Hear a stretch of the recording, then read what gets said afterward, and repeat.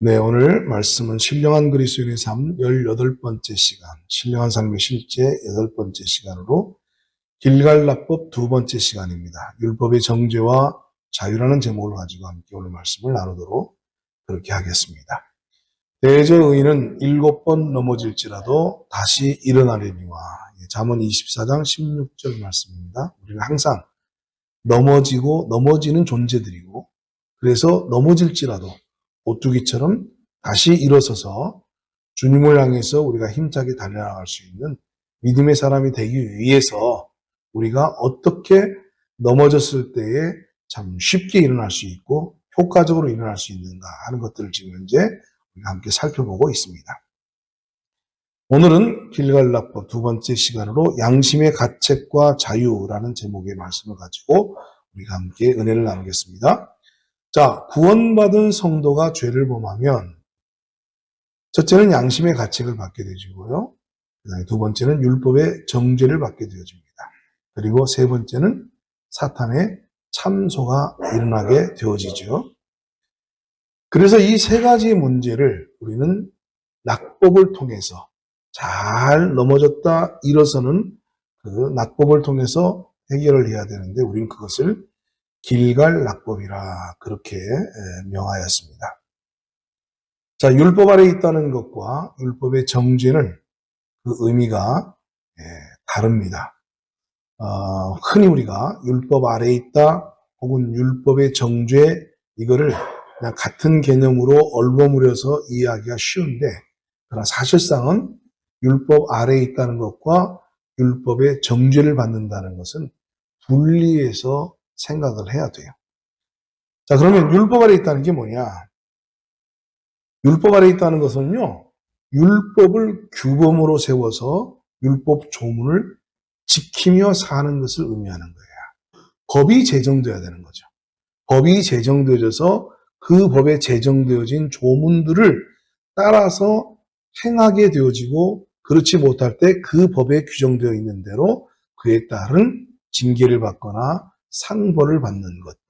그러한 삶을 살 수밖에 없을 때 우리는 그 사람이 무엇 아래에 있다? 율법 아래에 있다. 이렇게 말하는 거예요. 성경을 통해서 보면 이 율법 아래 살았던 시대가 있었죠. 그 시대는 바로 모세로부터 시내산에서 율법이 주어졌을 그때부터 예수님이 이 땅에 오실 때까지의 시대를 율법 시대라 그렇게 말했습니다. 그래서 유대인들은 그 율법을 모세로부터 받는 순간 율법 아래에서 살게 되어진 거예요. 그러나 저와 여러분, 우리는 이방인들이기 때문에 율법 아래에서 살았던 적이 단 한 번도 없습니다. 그래서 성경에서 율법 말할 때 사실상 그 개념과 의미와 그 내용을 우리가 이해하고 파악은 하지만 실상 유대인이 아니었던 이방인으로 취급받았던 저와 여러분은 율법 아래에 있었던 적이 단 한 번도 없었다. 놀랍죠? 네. 그래서 초대교회에 이 유대인들이, 이방인들이 이제 예수 믿고 자기들처럼 믿음 안에 들어올 때 자신들은 율법 아래서 지금까지 살아왔는데 이방인들이 율법 아래 살지 않고 그냥 들어오는 것을 못마땅하게 생각을 했어요. 그래서 그 이방인들에게 너희들도 율법을 지켜야 된다라고 요구를 하고 그렇게 강요를 했어요. 그것을 사도 바울이 무슨 소리야? 율법은 유대인들에게 주어진 거야. 이방인들에게는 율법이 주어진 적이 없어. 그리고 예수님이 오셔서 그 율법에서조차도 우리를 자유케 하시고 해방시키셨어. 그러면 유대인인 우리가 율법 아래 살다가 율법으로부터 자유케 되어졌고 해방된 마당에 율법이 주어진 일도 없는 이방인들에게 율법을 지키라고 말하는 건 어불성설이야. 성경은 한 번도, 하나님은 한 번도 그것을 요구하시거나 말씀하신 바가 없어. 라고 단호하게 유대인들의 그러한 강요와 요청을 차단시켰습니다. 그래서 율법 아래에 있다는 것은 법이 제정되어져서 그 법에 규정되어져 있는 조문을 따라 살아가는 그러한 형태의 삶 속에 있을 때, 그 틀 안에 있을 때 우리가 율법 아래에 있다라고 말하는 겁니다. 자, 그러나 반면에 율법의 정죄는 죄를 범한 사람의 행위를 범죄로 판단해서 죄인으로 규정하는 것을 말하는 거예요. 율법 아래 있을 때는 제정되어진 율법으로 죄인을 판단하고 규정하지만 율법 아래 있지 않아도 죄를 범했을 때 그 죄는 죄로 규정되어지고 죄인으로 규정되어지는 것. 바로 그것을 정죄라 우리가 그렇게 말을 할 수 있습니다. 자, 율법이 제정된 율법 시대에는 모세 시대입니다. 유대인들에게는 율법 조문을 어겼을 때 규정된 율법 조문에 따라 정죄를 받지만 율법이 제정되기 이전 시대나 율법으로부터 자유를 얻은 후, 그 후에 받는 율법의 정죄는 하나님이 우리의 마음에 새겨주신 그 마음의 법으로부터의 정죄를 말하는 겁니다. 그러니까 유대인들뿐만 아니라 이제 이방인들인 우리도 성령의 이전 율법을 돌비에 세우지 않고 어디에 세우신다고 그랬어요? 우리의 마음에 새긴다고 했단 말이에요. 이걸 우리가 마음의 법이라고 얘기를 하는데 이제 이 율법의 정죄는 마음의 법으로부터의 정죄를 의미한다. 이렇게 여러분들이 이해하시면 되겠습니다. 자, 그래서 법의 체계를 조금 정리를 해보면 이렇습니다. 하나님의 법, 이건 본래적인 법이라 이렇게 말할 수 있어요.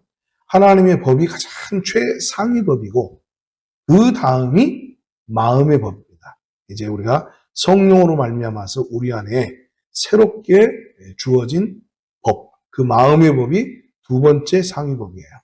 그 다음에 이제 그 마음의 법, 하위 법이 뭐냐면 양심의 법입니다. 양심의 법은 율법 시대 이전의 시대에 양심으로 살던 시대, 바로 그 양심의 법, 세 번째 하위법으로 이해합니다. 그럼 가장 낮은 법이 뭐냐? 바로 모세로 말미암아 주어졌던 바로 그 율법, 그 법이 가장 낮은 법이에요. 가장 낮은 법입니다.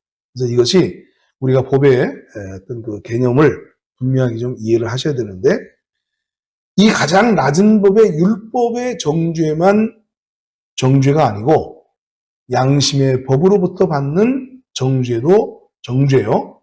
마음의 법으로부터 받는 정죄도 정죄입니다. 그리고 그 모든 정죄의 본래적인 법의 기준을 세웠던 것이 하나님의 법이죠. 이 하나님의 법이 모세 시대는 율법으로 나타났고 모세 이전의 시대는 양심을 통해서 나타났고 그리고 이제 예수님이 오시고 성령이 오시고 난 이후에는 이제 우리의 마음의 법 안에서 이제 이것이 하나님의 법이 표현되집니다. 이걸 생명의 성령의 법이라 그렇게 말을 했어요.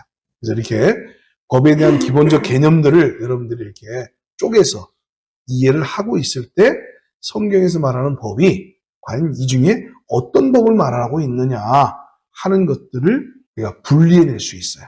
또 이렇게 하나님의 그 법에 대한 개념들을 잘 이렇게 분류를 해서 정리를 해놔야 성경에서 어떤 법을 말할 때 이 법은 마음의 법을 말하는 건지 모세의 율법을 말하는 건지 본래의 법인 하나님의 법을 말하는 건지 아니면 이제 성령 시대에 성령으로 말미암아서 우리 안에 새겨진 마음의 법을 말하는 건지 그것들을 문맥을 통해서 잘 판단을 해야 됩니다.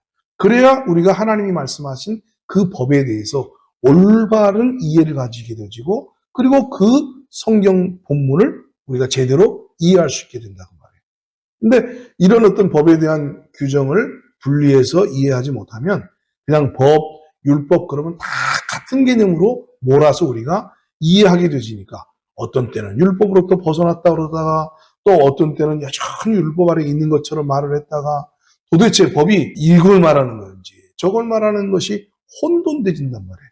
그래서 어떤 때는 우리가 율법으로부터 자유해졌어요 라고 말하는데 어떤 사람들은 무슨 소리야? 더 강력하게 강화되어진 그 율법 아래 우리는 살고 있어. 이렇게 말을 해요.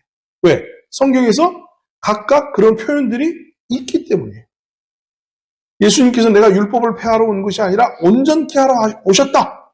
이렇게 말씀하신 면이 있는가 하면 그래서 세례 요한으로 말미암아 율법이 끝났다. 이런 표현들이 또 성경에 있단 말이에요. 그러니까 이게 무슨 말씀인지 뒤죽박죽 엉망진창이 되어서 뭐가 뭔지를 모른다고 말이죠. 근데 이렇게 법에 대한 개념을 이렇게 잘 구분해서 이해하고 나면 이 말씀은 무엇에 관한 말씀, 이 말씀은 무엇에 관한 말씀, 이것들을 우리가 잘 분별해서 파악해서 이해하게 될 수 있다. 그러니까 혼돈하지 않아도 되는 거죠. 성경은 법, 율법 이렇게 그냥 몰아서 표현하고 있기 때문에 우리가 이것을 잘 분리해서 봐야 된다 하는 것을 말씀드립니다. 모세의 율법 시대에 율법을 주신 이유는 인간이 죄인이라는 사실을 깨닫게 하시고 죄인된 인간이 하나님의 진노와 심판 아래 있다는 사실을 깨닫게 해서 저들이 구원이 필요한 존재다. 그래서 예수에게로 인도하는 몽학 선생으로서의 역할을 수행하고 예수님을 만나게 되는 순간 그 역할이 끝나게 되어지는 거예요. 이것이 율법이 주어진 의미였습니다. 자, 그러나 모세로부터 시작되어진 율법 시대는 이제 마감되고 예수로 말미암는 은혜 시대와 그리고 그 이후에 성령으로 말미암는 새 언약의 시대, 이 새 언약의 시대는 생명의 성령의 법의 시대라 이렇게 말할 수 있는데 그 생명의 성령의 법 시대로 전환되어졌다. 그러니까 오늘 우리가 지금 어떤 시대에 살고 있는가를 알아야 되는 거죠. 모세 이전의 사람들은 양심의 시대에 살았던 사람들이고 모세 이후 예수님 때까지의 사람들은 율법 시대에 살았던 사람들이고 이제 예수님으로 말미암아 은혜 시대가 열렸고 구체적으로 성령이 오심으로 말미암아서 성령이 우리 안에서 생명의 성령의 법으로 살게 하시는 새 언약의 법 시대를 여셨다. 그러니까 오늘 우리는 이 맨 마지막에 있는 생명의 성령의 법을 따라서 사는 시대에 살고 있는 존재들이다 하는 거죠. 그러니까 오늘 우리는 무엇을 따라 살아야 돼요? 그렇죠. 우리 안의 역사는 마음의 법, 우리 마음에 새겨진 법, 생명의 성령의 법을 따라서 우리는 살게 되지는 거예요. 아시겠죠? 자, 그러니까 생명의 성령의 법을 따라서 사는 사람들은 무엇을 통해서 정죄를 받겠어요? 그렇죠. 생명의 성령의 법을 지키지 못했을 때, 생명의 성령의 법이 우리 안에 역사하실 때에 그것을 우리가 순종하지 못하고 우리가 그것을 어겨서 죄를 범하게 됐을 때에 바로 그 마음의 법으로부터 정죄를 받게 된다 그 말이죠. 그러니까 모세의 율법으로 우리는 정죄받지 않아요. 아시겠죠? 우리는 마음의 법으로부터 정죄를 받는 그런 시대에 살고 있다 하는 것을 기본적으로 여러분들이 이해하고 지나가셔야 됩니다. 아시겠죠? 이처럼 성경이 단순하지가 않아요. 성경 그냥 무대뽀로 그냥 단어만 똑같으면 다 의미도 똑같은 줄 알고 그렇게 성경을 읽으면 신앙생활이 왜곡되어져요. 그리고 자기가 왜곡된 신앙생활을 하고 있는지조차도 몰라.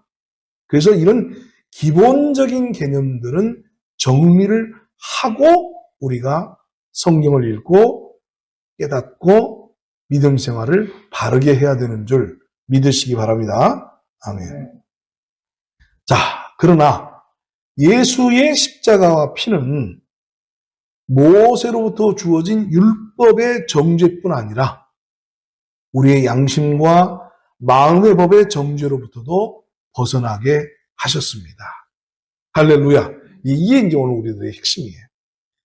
이제 예수님의 십자가와 피는 모세의 율법으로부터만 우리를 벗어나게 하신 게 아니고 양심의 법 그리고 마음의 법의 정죄들로부터도 우리를 벗어나게 하셨다. 믿습니까? 양심의 정죄에 대해서는 우리가 지난 시간에 우리가 살펴봤잖아요. 그죠? 죽은 행위. 예수 그리스도의 피가 죽은 행위에서 우리의 양심을 깨끗하게 못하겠느냐? 깨끗하게 하신다고 말씀하셨잖아요.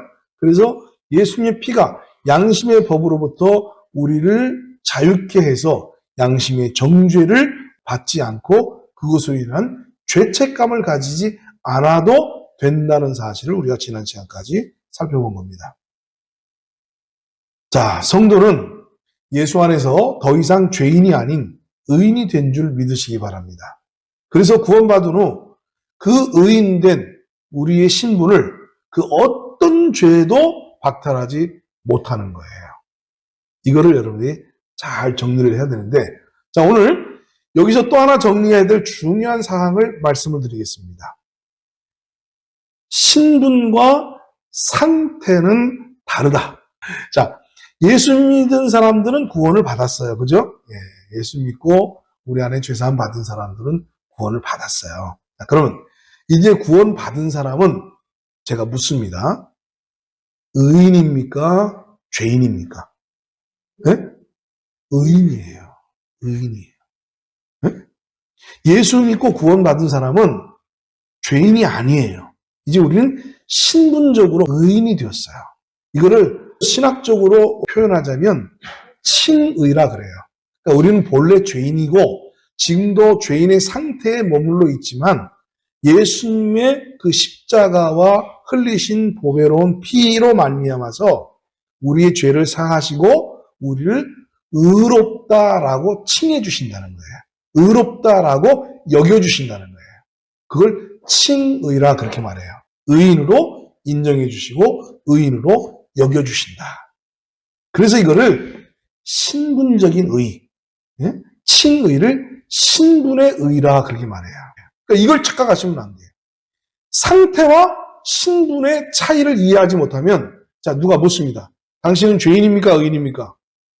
근데 내가 나 의인인데요? 그러고 이제 예수 믿고 구원받았으니까 그렇게 대답을 했어. 의인인데요? 라고 물었을 때 구원파들이 하는 짓들입니다. 와서 그래요? 당신 의인이에요? 그럼 당신 죄 지어요 안 지어요? 죄 짓는데? 당신 혈기 있어요 없어요? 혈기? 있는데? 아니 그러면 지금 혈기 부리고 죄 짓고 그런 사람을 의인이라고 말할 수 있어요? 없어요? 의인이라고 말하기 좀 곤란하죠. 근데 왜 아까 당신 죄인이에요, 의인이에요 물어보니까 의인이라고 뻔뻔하게 대답을 합니까? 아니에요, 나 의인이 아니에요. 이렇게 되는 거예요. 그러니까 이 질문이 교묘한 질문인 거예요. 정목사를 만나서 질문을 했더라면 혼동이 나지. 자, 구원파에서 와서 저한테 질문을 합니다. 목사님, 당신은 목사라고 해도 죄인이요, 의인이요? 그러면 저는 이렇게 묻죠. 당신 질문의 정확한 의도가 뭐냐? 내가 예수 안에서 얻은 신분에 관한 문제를 질문하는 거냐? 지금 현재 살고 있는 삶의 상태를 묻는 거냐? 똑똑하죠? 예. 저한테 물으면 대번에 제가 그렇게 반문을 하죠. 뭐야? 신분에 관한 질문이야? 상태에 관한 질문이야? 또 얼버무려 이제 얼굴이 빨개졌어. 당황하지. 이제 질문한 자가 당황해지는 거예요. 얼굴이 빨개지니까 이렇게 대답을 하세요. 이렇게 대답하면 이제 여러분들이 현명한 사람이야. 나는 예수 안에서 의로운 신분을 가진 의인이지만 나의 삶에서는 여전히 죄가 나오고 죄와 싸우고 있는 죄인의 상태로 살아간다. 이제 여러분 똑똑하게 대답할 수 있겠죠? 예. 우리의 삶은 여전히 어떤 상태로 살아가나요? 죄인의 상태로 살아가. 그잖아요. 죄인된 모습으로 살아가잖아요. 이 중에 나 아니라고 떳떳하게 말할 수 있는 사람 있어요? 혈기 한 번 안 부리고 짜증 한 번 안 부리고 누구하고 다투지 않고 미움이 없고 속에서 나쁜 마음 품은 적 없는 사람들 있어요? 아무도 없지. 그러니까 예수님 그랬잖아요. 현장에서 가늠하다 잡힌 여인을 쳐 죽이기 위해서 돌멩이를 들고 쫓아온 사람들이 이 율법에는 이런 여자는 이런 죄인은 돌로 쳐 죽이라고 했는데 당신은 어떻게 하겠습니까? 하고 막 예수님한테 와서 막 그냥 예수님 몰아붙이잖아요. 그때 예수님께서 땅에다가 막 끄적끄적 뭐를 이렇게 손가락으로 쓰고 계셨어. 그랬더니 야 예수님이 곤란해서 대답할 말이 없어서 지금 낭낭해졌구나 이렇게 생각을 하고는 계속해서 충고합니다. 아니 어떻게 해요? 율법에는 돌로 쳐 죽이라고 했는데 당신이 하나님의 아들이라고 얘기하면 하나님의 법, 율법을 지켜야 될 거 아니에요? 어때요? 율법대로 우리가 돌로 쳐 이 여자를 죽일까요? 말까요? 그럼 막 예수님을 다그치잖아요. 그랬더니 예수님께서 땅에다가 끄적끄적 뭐라고 쓰시더니 갑자기 다 일어서서 그래? 율법에 그렇게 말씀했단 말이야? 그러면 너희 중에 죄 없는 자가 먼저 돌로 이 여인을 쳐라. 그리고는 다시 또 고개를 탁 숙여서 땅에다가 또 뭐라고 뭐라고 쓰셨는지 성경 기록이 안 나왔는데 하여튼 뭐라고 이렇게 끄적끄적거리고 있었어요. 자, 어떤 일이 일어난 줄 아십니까? 그렇게 기세등등하게 예수님을 몰아붙이던 사람들이 성경에 보니까 나이 많은 사람부터 젊은 사람까지 다 도망가 버리고 누구만 남았어요? 여인만 남았어요. 재밌잖아요. 나이 많은 사람부터 젊은이들까지 이렇게 표현했어. 이게 무슨 말이에요? 나이 많은 사람일수록 뭐가 많다는 거야? 죄가 많다는 얘기지. 그동안 지은 죄들이 쌓였다는 얘기지. 젊은 사람들은 죄가 없는 것 같아도 젊은 사람들도 죄인이라는 거야. 그러니까 자신들이 예수님이 너희 중에 죄 없는 자가 돌을 들어서 이 여인을 쳐라 라고 말씀하시니까 그 말씀이 양심에 탁 꽂힌 거예요. 성경에 보면 양심의 가책을 받아, 마음의 가책을 받아 나이 많은 사람으로부터 젊은이까지 다 돌을 내버려 두고 떠나가 버린 거예요. 도망가 버린 거죠. 아우 통쾌해. 그죠? 오늘 저와 여러분이 그 현장에 있어도 우리는 똑같아. 거기서 어떻게 감히 돌을 들어서 여자를 치겠습니까? 네? 그러니까 구원을 받았든지 구원을 못 받았든지 우리는 여전히 죄인의 무엇으로 살아간다? 죄인의 모습, 죄인의 상태로 살아간다. 이거는 부정할 수가 없어요. 이거는 전혀 우리가 부정할 수가 없는 거예요. 그러나 우리가 다행히 죄인의 모습으로 죄인의 상태로 여전히 살아가고 있지만 예수 믿고 구원받은 사람은 예수님의 십자가와 그 십자가에서 흘리신 그 피의 공로로 말미암아 죄 사함 받고 의롭다함을 얻은 의의 신분을 얻었단 말이에요. 아멘. 그래요. 그래서 이렇게 말할 수 있는 거예요. 우리는 당당하게 나는 죄인의 상태로 죄인의 모습으로 살아가고 있지만 우리 예수님의 십자가의 공로와 피의 공로로 말미암아 감히 의인이라고 말할 수 있습니다. 할렐루야. 이게 정답이에요. 이게 정답. 그날 천국 문 앞에 갔을 때 베드로가 우리 집사님에게 자, 너는 죄인이냐 의인이냐 이렇게 탁 물어보면 뭐라고 대답하신다고요? 이렇게 대답하세요. 죄인된 모습으로 살아왔습니다. 죄인된 상태로 살아왔습니다. 부끄럽고 정말 송구스럽습니다. 그러나 감히 저는 오늘 이 자리에 서서 의인이라고 말할 수 있습니다. 그것은 나의 어떠함이 아니고 나의 삶의 무엇을 가지고 드리는 말씀이 아니라 예수님의 십자가의 그 공로와 그 십자가에서 흘리신 그 피로 말미암아 나의 모든 죄가 씻어졌고 깨끗게 되어졌고 흰 눈보다도 양털보다도 희어졌기 때문에 죄사함 받고 의롭다 칭함을 받았습니다. 그래서 죄인된 모습이요 죄인된 상태로 살아왔지만 의인의 신분으로 이 자리에 섰습니다. 라고 대답하시면 돼요. 아멘? 자, 그럼 베드로가 문 열어줘 안 열어줘?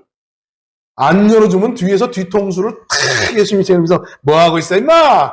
이렇게 되기 때문에 급하게 열어줘야 돼. 아이고 예 알겠습니다. 의인이시군요. 어서 오세요. 그리고 천국문을 탁 열어서 천사들이 나팔을 불면서 우리를 환영한다 그 말이에요. 아멘. 예. 그러니까 이 점을 여러분들이 잘 정리를 해야 돼요. 오늘 많은 사람들이 의인의 신분과 의인의 상태 이것을 구분해서 정리를 해놓지 못하니까 자 당신 의인이요 죄인이요 하고 물어보면 뭔가 좀 요즘은 좀 성령 안에서 요즘은 좀 영적으로 산 것 같아. 그럴 때 내가 의인이에요 이렇게 대답해. 근데 대판 싸우고 나왔어. 그래서 속에서 아직도 씩씩거리고 있고 화가 나서 지금 그냥 내 자아가 폭발 중이야. 그럴 때 당신 의인이야 죄인이야 그렇게 말하면 나는 죄인이에요 이렇게 말한단 말이에요. 그러면 죄인이 천국 갈 수 있어요 없어요? 이렇게 물어보면 뭐라고 그래요? 죄인이 어떻게 천국 가요? 그러니까 연세 드신 그 우리 권사님들한테 오늘 밤 죽으면 천국 가요 못 가요? 그러면 아이고 아직 멀었어요. 아직 부족해요. 맨날 그러고 앉아있단 말이에요. 아니 그럼 부족하고 어려운 그것들을 언제 해결되진단 말이에요.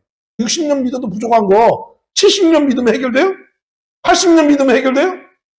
해결할 길이 없지.